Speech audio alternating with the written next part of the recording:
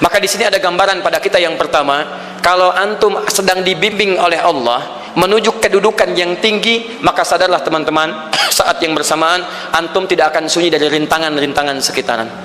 Catat itu baik-baik. Anda kedudukan biasa, naik luar biasa, maka hambatannya itu akan semakin meningkat, tidak sama dengan sebelumnya.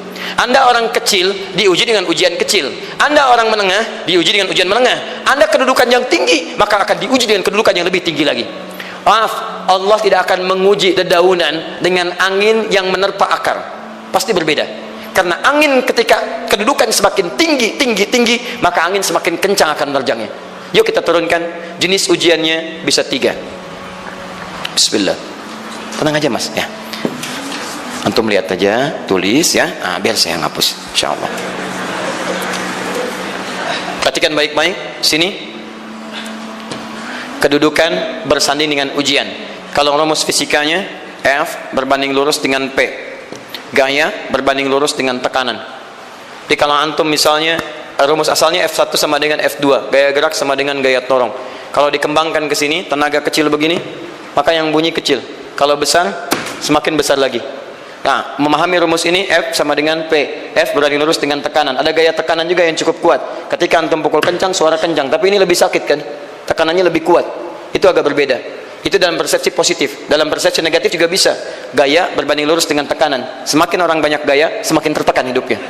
Ya? Tanya. Sekarang lihat sini. Rumus ini kalau kita turunkan lewat ayat, am hasibtum an tadkhulul jannata. Apakah Anda akan duga begitu mudah masuk surga?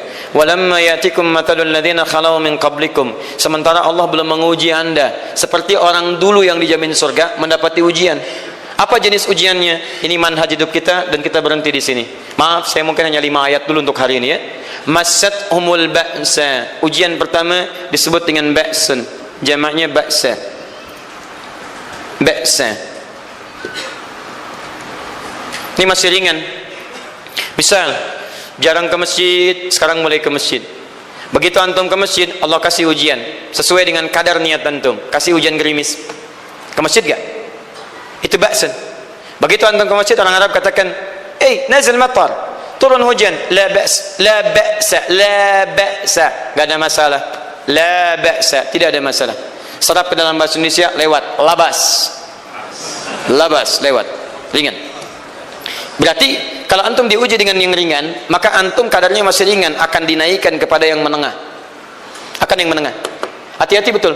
Kalau antum belum lulus yang di sini, maka antum akan terus sampai di sini, sampai lulus di sini. Sampai lulus. Antum mau berangkat ke masjid gerimis bisa. Tiba-tiba nggak jadi di rumah. Istri antum mengatakan, "Pak, kok nggak ke masjid?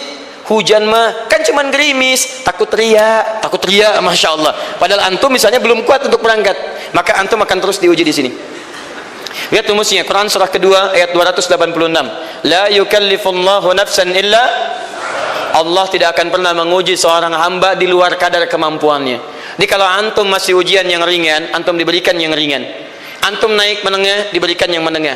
Antum naik lagi level tinggi, diberikan ujian yang berat. Menengahnya disebut dengan darrun. Waddarra, dari ba'sun jadi darrun.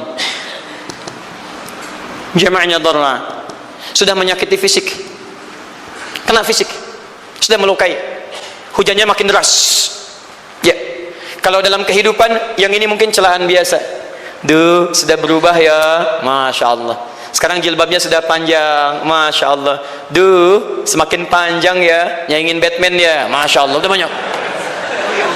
Begitu sudah mulai pakai cadar, ninja, oh masya Allah. Dorla, sudah nggak enak ke fisik. Dorun. Lihat rumusnya ya, lihat rumusnya baik-baik. Ini lebih menenangkan pada jiwa. Ketika Anda dalam level-level seperti ini artinya Allah sedang menaikkan iman Anda dalam level yang lebih tinggi lagi.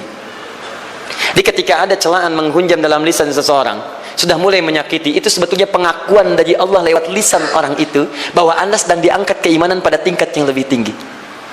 Ada yang mengatakan, kamu kenapa sih pakai jilbab begitu? Yang biasa aja kali. Mah, yang iman biasa sudah banyak. Saya ingin menampilkan keimanan yang luar biasa. Supaya dengan iman itu saya lebih mendoakan mama. Saya menampakkan amalan-amalan. Mudah-mudahan pahalanya bisa buat mama. Masuk dengan bahasa yang baik. Masya Allah. Jadi kalau antum bisa melawan hal-hal demikian dengan bahasa yang indah, itu nyaman kepada jiwa. Kadang-kadang ada kalimat-kalimat yang tidak perlu pakai dalil, teman-teman sekalian. Kembalikan ke sini. Terakhir, wazulzilu zilzal. Zulzilu zilzal. Gempa, goyang. Dia ada ujian yang bisa menggoyangkan diri kita, membuat gempa hati kita. Antum sudah nggak kuat, kadang-kadang jalan sempoyongan, padahal nggak ada gempa di luar, cuman hati kita kayak kena goncangan. Diserang sana, serang sini, nggak bisa tidur, nggak bisa makan, tawarin ini susah, itu susah. Wazulzilu. Bahkan hatta yaqula Rasul walladzina amanu ma'ahu mata nasrullah. Sampai-sampai Rasul SAW, bahkan orang-orang beriman, bahkan yang setelahnya bisa mengatakan, kapan ini berakhir? Akan tiba masa Anda mengalami satu situasi sampai Anda mengatakan, kapan berakhirnya yang seperti ini? Serang, serang, serang. Perhatikan, jika Anda berada pada level ini, saya ucapkan selamat kepada Anda, karena Anda akan diangkat pada kedudukan yang tertinggi di antara sekian ujian yang ada. Zuzan. Artinya Allah akan naikkan Anda pada derajat yang tinggi. Karena hukum ujian tadi, la yukallifullahu nafsan illa wus'aha. Allah nggak akan menguji seorang hamba di luar batas kemampuannya.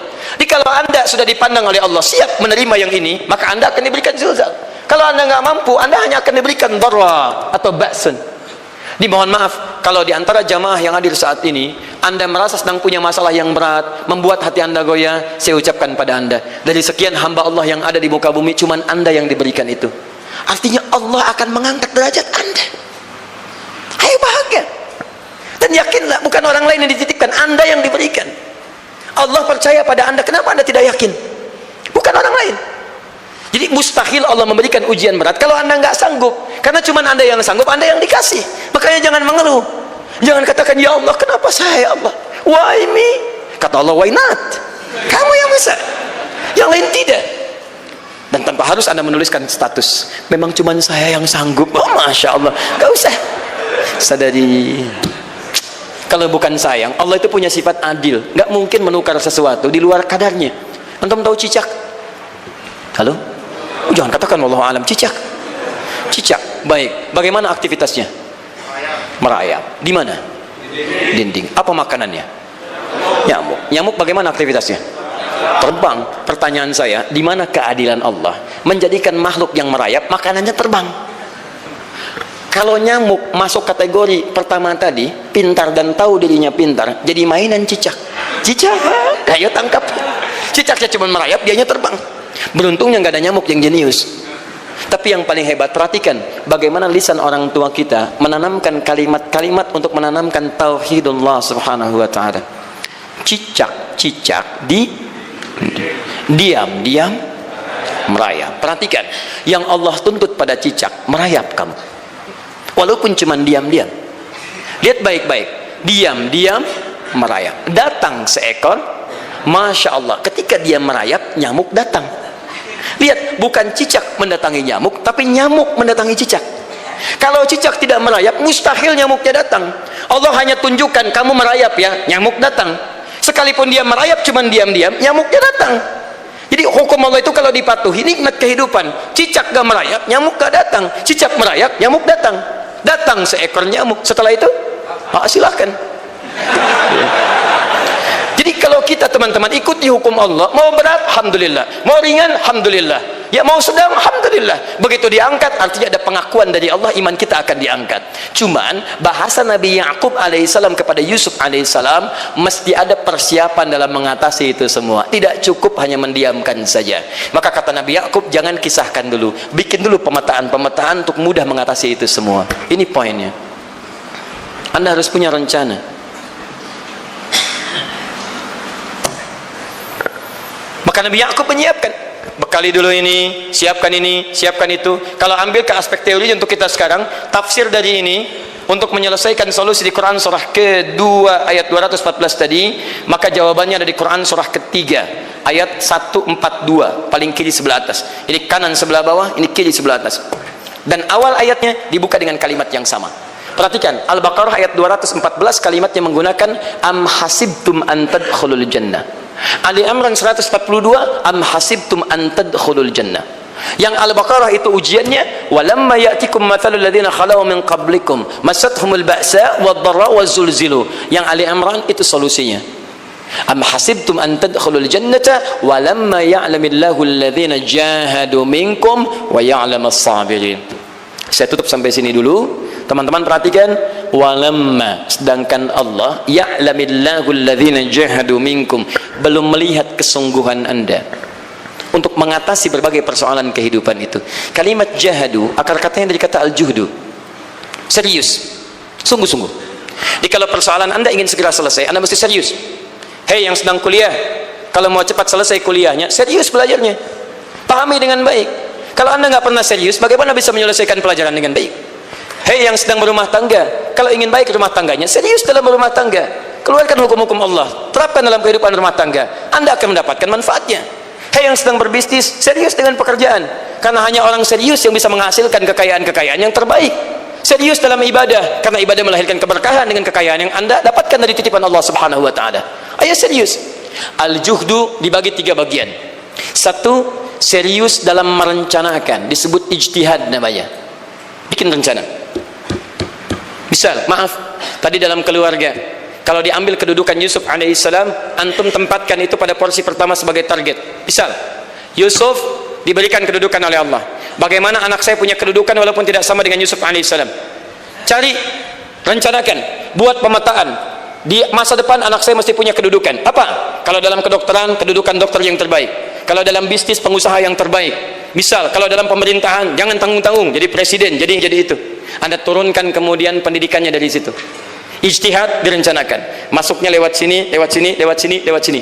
Seperti kemudian, maaf, Hannah dengan Imran rahimahumullah merencanakan hasil yang terbaik untuk Maryam, bahkan sejak dalam kandungan. Quran surah ketiga Ali Imran dari ayat 35 sampai 37, paling kiri pertengahan sampai bawah. Idz qalat imra'atu Imran rabbi inni nazartu, bahkan nazartu ma fi batni muharrara, saya bernazar anak saya yang lahir ini akan punya kedudukan dekat dengan Allah Subhanahu wa taala. Di sejak bayi direncanakan mau jadi apa. Setelah itu apa?